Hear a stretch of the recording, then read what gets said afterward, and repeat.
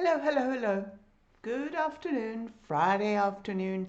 Again, what I'd like you to do on your grid is to label A, B, C, D down the left-hand side and 1, 2, 3, 4, 5, 6. What I'm going to do is you will see a square on your screen and I will tell you what number on the grid it fits. So B4, and you'll go along and you'll draw it there. For the very first one, I will show you me drawing it at the same time as the photograph. But after that, we're all going to draw in our own time. So you won't watch me drawing. You will watch just the grid, just the individual picture, and you will do your own drawing. It shouldn't take us much longer than a minute, at most, two at most, I guess, to do that drawing. Then I will come back to this picture here and you will see what my drawing looks like and you can compare it to your own. So this is not a perfection exercise. It never is a perfection exercise. You know my attitude on that. And you can see I have got a nice big point on my 2B because you might need to sharpen your pencils. We are not going to do it detailed. This is going to be very much a mark making exercise. So there's lots of different character to the marks that are going to be there. B2. So you can see there's a lot of character in that square, and you will take way too long if you try and get all that detail in.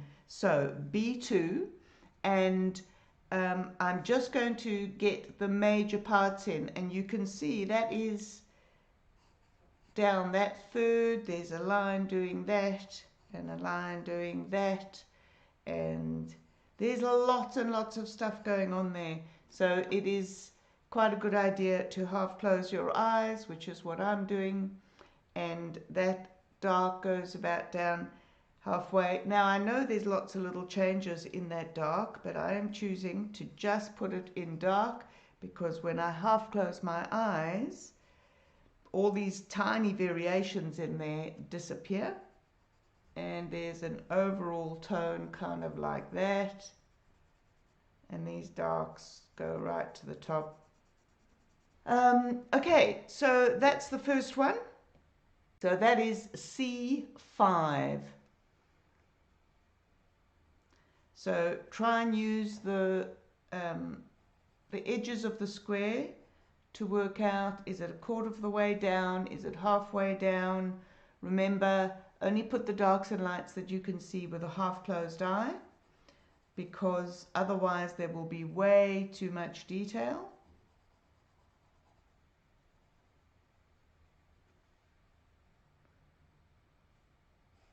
So that main line down the middle, almost down the middle. Don't try and work out what it is. You might work out what it is or get a sense of some of these things. That's not the object of the exercise. It's pretty much an observation exercise, showing you just how useful grids are, as Jaminka says. But it's just a little bit of fun more than anything else. Now, I'm using a 4 by 4 centimeter square, like I said in the email. Remember, don't put detail in. The lines and things on the right hand side, we don't want to see all of that detail. How are you doing? And there is mine. Okay, this is B4. You can use a 6B or a lighter HB as well if you wish to change pencils. I just find it easier to just go in with my 2B. And there's my next one. Right, this one is D3. D3. Make sure your tones are working. So even if you're not doing the marks, it's the tonal shapes that are going to be the main thing that plays out. The next one is C6. Don't worry about counting and getting exactly the same number of stripes. And you'll see there's a line there that should probably connect, not probably, should connect to the square that we had already done, which is C5. So make sure that your tones are matching the square next to it. There's mine.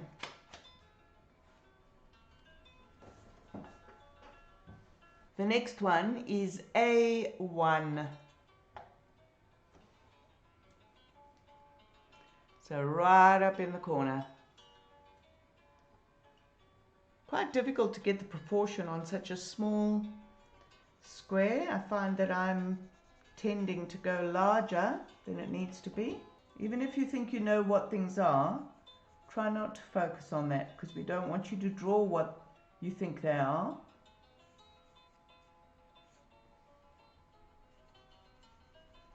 Don't forget, you can also leave your white paper as the lightest light as well. So try and remember, you know, where your darkest dark is. If that's your darkest dark, if one area is the darkest dark, where's your lightest light and how do the other tones all fit in? That's my one. Your next one is A4. So there's my one, and you can see it's joining up, so hopefully yours is also joining up. This is D4. D4, everybody. Now I'm going to use, in this particular square, I think I'm going to use my kneadable eraser as a bit of a mark making thing, because it's quite difficult to change all those different tones. So if I come in, I might show you that actually, so you can watch me do it. So that's the square I've been working on, and I'm going to take out some of these marks a little bit with my kneadable eraser. It's very small, this.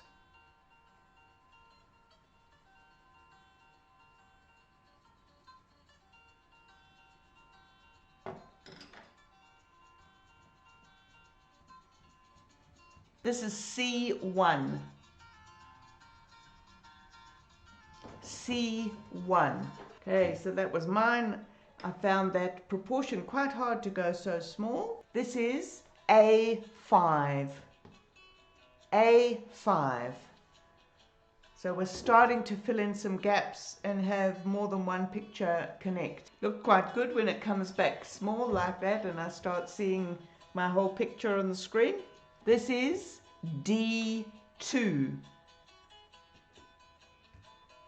Haven't got time to put all the detail in. Lots of mark making in that top bit. So there's my D2.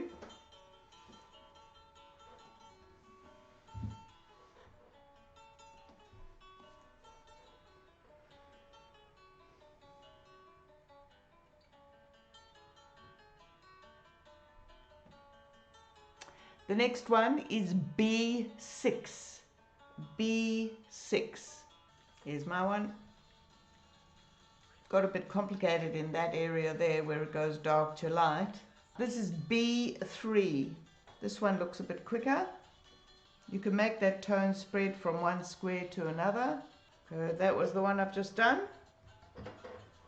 So it connects with that and with that. The next one is D6.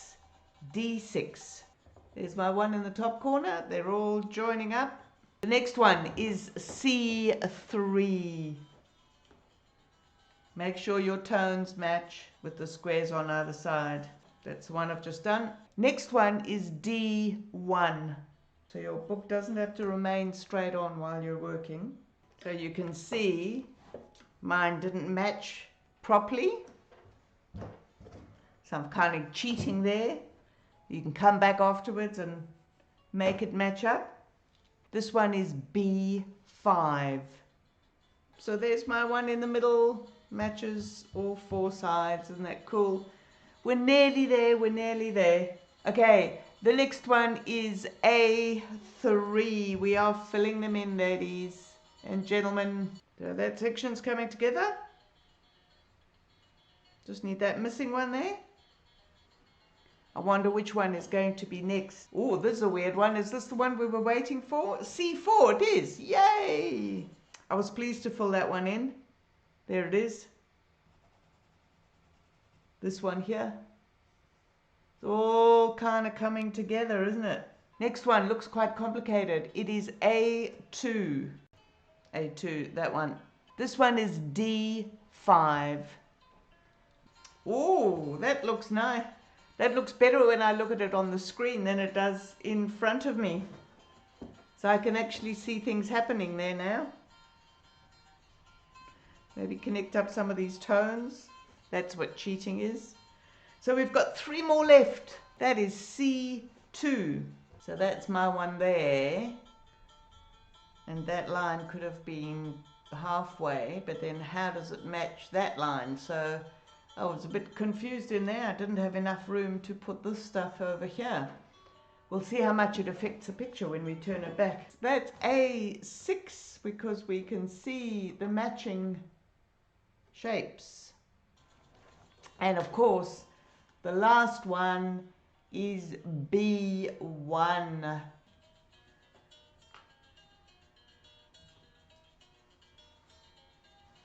There's mine, my last square.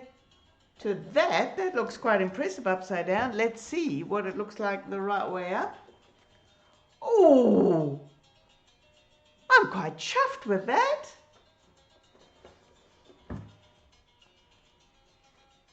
I'm happier than I thought I would be, I have to admit. Even with this funny bit going along there. I hope you're happy. You'll be able to look at your work and only post it once it's perfect. I am of course going to show you the whole photograph. And you'll see what kind of plant this is from the photograph if you haven't already guessed. Look, I'm already fiddling around with it.